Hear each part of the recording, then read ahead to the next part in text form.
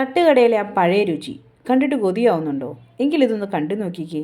നല്ല വെളിച്ചെണ്ണയിൽ മുരിഞ്ഞ ചിക്കനും അതിൻ്റെ കൂടെ ആ വറുത്തെടുത്ത കറിവേപ്പിലയും പച്ചമുളകും. സംഗതി തനി നാടൻ തട്ടുകട ചിക്കൻ ഫ്രൈ. ചൂട് പൊറോട്ടയോടെ ഈ തട്ടുകട ചിക്കൻ ഫ്രൈ. ആഹാ, എങ്ങനെ ഉണ്ടാക്കുന്നതെന്ന് നോക്കിയാലോ. ഞാനിവിടെ ഒരു 20 കൊച്ചുള്ളി എടുത്തിട്ടുണ്ട്. പിന്നെ ഇഞ്ചി, വെളുത്തുള്ളി, പച്ചമുളക്, കറിവേപ്പില, മല്ലിയില ഇവയെല്ലാം കൂടി ചതച്ചിട്ട് അതിൻ്റെ കൂടെ വത്തൽമുളക് ചതച്ചതും ഉപ്പും മുളക് പൊടിയും ഗരം മസാലയും മഞ്ഞൾപ്പൊടിയും നാരങ്ങാനീരും കൂടി ചേർത്ത് നമ്മുടെ ചിക്കനിൽ നന്നായിട്ട് പിടിപ്പിക്കണം.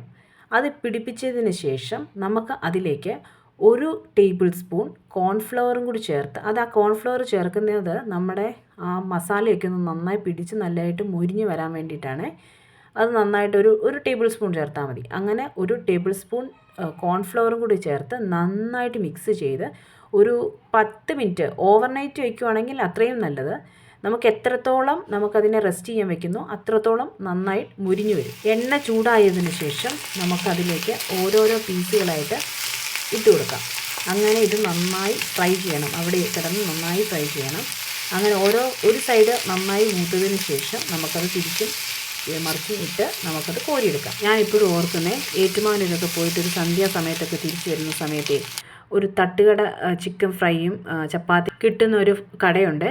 എന്നാ മണാന്നറിയോ അതുവഴി വരുമ്പോൾ കൊതിയാവുമായിരുന്നു. അങ്ങനെ നമ്മുടെ ചിക്കൻ ഫ്രൈ ഇവിടെ റെഡി ആയിട്ടുണ്ട്.